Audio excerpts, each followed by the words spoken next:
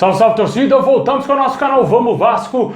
Pessoal, o Vascão aí se preparando para o jogo de sábado contra a Tombense às 11 horas da manhã, jogo em São Januário. Vamos falar da volta de jogadores importantes ao time do Vasco. Corrigindo aí, pessoal, o Nenê vai jogar, hein? Eu falei nos outros vídeos que o Nenê ia ficar de fora, ele vai pro jogo. Ele só cumpriu suspensão realmente em um jogo. Vai pra essa partida aí, a notícia muito boa, né? A gente sabe que é o único meia criativo que temos hoje no elenco, ele vai estar de volta. Vamos falar disso, vamos falar também aqui de um problemão do Vasco envolvendo um jogador que está no Santos. O Vasco pode mais uma vez cair no transfer ban da FIFA. E também vamos falar do novo diretor executivo, Paulo Brax, que chegou chegando, hein? Já chegou botando moral e se impondo frente aos jogadores e falando grosso com eles. O Vasco tem que subir, tem que ser obsessão, o Vasco voltar à elite do futebol. Vamos falar desse assunto, mas antes de começar já sabe, né? Deixa o likezão aí pra fortalecer, se inscreve aí no canal aí pra ajudar demais a gente chegar agora a 180 mil inscritos. Ativa o sininho das notificações pra você não perder nada, receber todos os vídeos postados do nosso canal, hein? Valeu, galera que tá se inscrevendo aí. Se você é novo por aqui, meu amigo, tá assistindo aqui nosso canal, conhecendo o nosso canal pela primeira vez,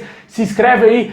Dá essa moral para o nosso canal continuar crescendo, Vascaíno, aqui é o seu lugar, seja muito bem-vindo. E vamos que vamos, né, cara? Ativa o sininho para você não perder nada, porque aqui é vídeo todo dia.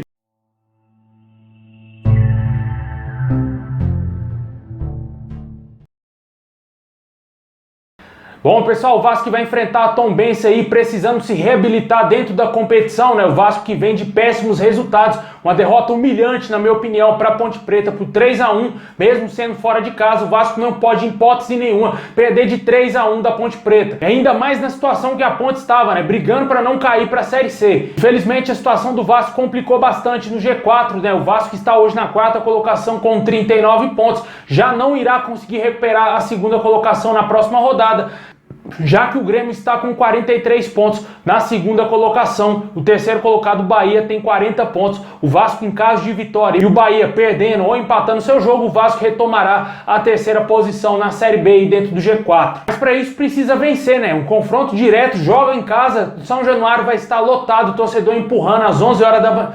Torcedor empurrando o Vascão às 11 horas da manhã para conseguir essa vitória. O Vasco que nunca dá sorte quando joga nesse horário, né? Espero que agora o Vasco consiga aí tirar essa zica, vença em São Januário e consiga recuperar os pontos que perdeu nas últimas duas rodadas, né? O Vasco empatou em casa com a Chapecoense e perdeu fora de casa para a Ponte Preta. E para esse jogo vamos ter voltas importantes, né? Eu que tinha falado que o Nenê não ia jogar, ele vai pro jogo sim, cara. Cumpriu suspensão somente no jogo contra a Ponte Preta. Não tem essa dele ficar de fora do jogo contra a Tombense. Me equivoquei totalmente. Mas o Nenê vai estar aí de volta, vai ser o nosso meio aí de criação. Muito possivelmente o Vasco deverá manter o mesmo ataque, ou seja, o Alex Teixeira mantido no time titular no lugar do Figueiredo, que também entrou muito mal no jogo contra a Ponte Preta. Além do Nenê, vamos ter também a volta do Yuri Lara ao time titular e o Carlos Palácio, que volta ao banco de reservas. Como eu falei mais cedo, eu acho que eu manteria sim o Marlon Gomes aí no time titular do Vasco. Eu tiraria o Gabriel Peck do time e manteria o garoto ali, jogando como ponta realmente, cara. Foi, ele jogou bem ali, jogando na ponta esquerda no último jogo contra a Ponte Preta, né? Depois o Emílio Faro pediu pro jogador segurar um pouquinho e ele meio que sumiu no jogo. Mas se ele jogar com a liberdade que ele teve nos minutos ali iniciais, principalmente contra a Ponte Preta, o jogador tem tudo sim para jogar bem e tomar essa vaga de titular. Porque bola parece que o jogador tem e a gente espera que ele evolua cada dia mais, né? E o provável Vasco deverá ser o Thiago Rodrigues, Léo Matos, a zaga aí com o Juan Quinteiro, também Anderson Conceição, Edmar na lateral esquerda, o meio campo, Yuri Lara de volta, Andrei Santos, Nenê, o ataque com o Alex Teixeira, muito possivelmente no lugar do Figueiredo, de novo, né? O Figueiredo que caiu demais o seu futebol, perdeu a vaga de titular aí pro Alex Teixeira, era óbvio, né, que o Alex Teixeira iria ser titular, mas a grande maioria dos torcedores acreditava que ele iria entrar no lugar do Gabriel Peck. O Emílio Faro meio que inverteu, né? Colocou o Gabriel Peck para jogar na ponta direita, o Alex Teixeira caindo um pouco mais pelo lado esquerdo. No último jogo, como eu falei, teve auxílio ali do Marlon Gomes e os jogadores trocavam muito de posição. E completando o time, Gabriel Peck e Raniel, esse será o provável Vasco que entrará em campo para vencer a Tombense de todas as maneiras, meu amigo. Só a vitória interessa. Se empatar vai complicar demais, porque o Vasco tá perdendo muito ponto e a gordurinha tá perdendo, tá ficando escassa. 6 pontos apenas separa o Vasco do quinto colocado hoje. Deixa aí nos comentários o que você acha desse time do Vasco, se você acha que o Emílio Faro deve manter o Marlon Gomes como titular. Como eu falei, na minha opinião, o Marlon Gomes é titular sim no lugar do Gabriel Peck. Eu também colocaria o Aguinaldo no lugar do Raniel, cara, pra ver como o garoto vai se sair, daria mais minutos pra ele. Pelo menos um primeiro tempo eu acho que ele merecia jogar assim, pra ver como que o jogador vai se sair, principalmente jogando em São Januário, estádio cheio, sonho do garoto, com certeza ele iria jogar bem, muito melhor que talvez o Raniel.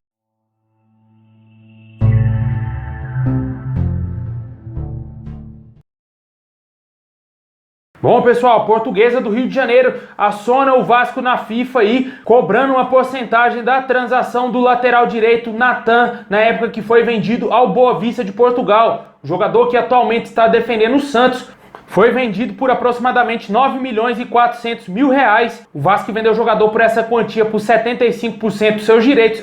Ainda manteve uma porcentagem de 25% dos direitos e vai receber agora, com a venda dele para o Santos, cerca de 6 milhões e 600 mil reais. Contudo, a Portuguesa do Rio de Janeiro, clube que revelou o jogador, cobra na FIFA e na CBF 30% da soma desses valores. O clube português ainda tinha uma dívida com o Vasco após a transferência do jogador, né? No último balanço financeiro, a diretoria do Vasco calculou que ainda tinha um pouco mais de 7 milhões e meio de reais para receber do clube português. Ao comprar o lateral, o Santos assumiu a dívida do Boa Vista como parte da negociação e vai pagar esse valor ao Vasco também, em 5 parcelas a partir do ano que vem. A informação foi divulgada aí inicialmente pelo portal UOL e confirmada pelo Globoesporte.com. Infelizmente o Vasco aí pode cair novamente aí no transfer ban, em caso de não pagamento à Portuguesa, que cobra 30% dos valores da transação do jogador. A gente espera uma posição do Vasco que consiga aí resolver essa situação para não ter aquele problema do transfer ban que teve com o Ricardo Sapinto e também iria ter com o Maxi Lopes e outros jogadores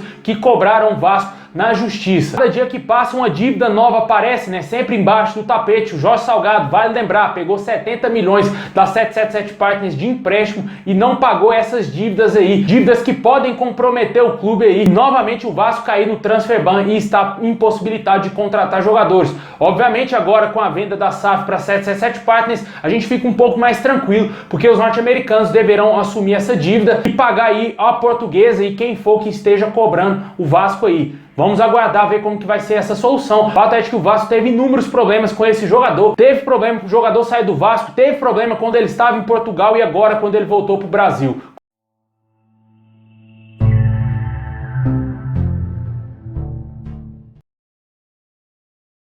Bom, pessoal, e para fechar, vamos falar aí do novo diretor executivo do Vasco, né? Hoje a Vasco TV divulgou imagens aí do novo diretor executivo, Paulo Brax. Chegou daquele jeito, né? Chegou chegando, botando moral e mostrando para os jogadores que eles estão vestindo a Cruz de Malta, jogando no Vasco da Gama e que a obrigação deles e obsessão é botar o Vasco na primeira divisão. E eles têm que pensar a todo momento que o Vasco é muito grande, tem que voltar de qualquer maneira à primeira divisão. E eu gostei bastante das palavras do Paulo Brax, mostrando realmente que ele vai ter pulso firme, diferentemente do Carlos Brasil, que era um amador completo. Ainda continua no Vasco. Vale ressaltar que o Carlos Brasil é o diretor executivo do Vasco. O Paulo Brax é o diretor executivo da 777 Partners. Vale lembrar mais uma vez que a 777 Partners tem direito aí a 70% do futebol do Vasco e o Vasco fica com 30%. E por isso o Carlos Brasil continua ainda como diretor executivo do nosso clube. Na minha opinião, ele teria que ser mandado embora, né? Porque não vai fazer falta nenhuma, só atrapalhou o futuro do Vasco. O Vasco está mal hoje, culpa dele que montou esse elenco e trouxe esse técnico ridículo chamado Mário Souza. Não conseguiu dar sequência ao trabalho que estava sendo desenvolvido pelo Zé Ricardo. Ele, pelo contrário, destruiu o planejamento do Vasco e agora o Vasco está uma baderna, está uma bagunça e tudo isso precisa ser ajeitado o quanto antes. O Paulo Brax chegou, fez aquela reunião, se apresentou ali com os jogadores. Bem como eu falei mais cedo, ele conversou com o Nenê, com certeza deve ter chamado ele, que é o jogador mais experiente do clube, né? O jogador mais experiente do time, um ídolo do Vasco, e com certeza deve ter tido uma conversa aí um pouco mais séria com o Nenê para falar realmente o que ele pretende fazer no futebol do Vasco. Tomara que dê tudo certo. O torcedor vascaíno clama por reforços ainda. A janela vai fechar no próximo dia 15 e o Vasco ainda precisa reforçar o sistema defensivo e também o meio de criação. Vale lembrar que essa janela de transferências ela vai fechar somente para contratação de jogadores. Para treinadores está tudo liberado. O Vasco pode contratar o dia que quiser aí um novo técnico. Só que tem que definir logo. Ou mantém o Emílio Faro aí como técnico efetivo, ou contrata logo um treinador, porque o Vasco não pode ficar mais esperando, porque senão o Vasco vai permanecer mais um ano na Série B. Deixa aí nos comentários o que você acha do que disse o Paulo Brax. Se você não assistiu a apresentação dele, vai lá na Vasco TV, assiste o vídeo, muito bom, para você conhecer os profissionais que estão vindo trabalhar no Vasco.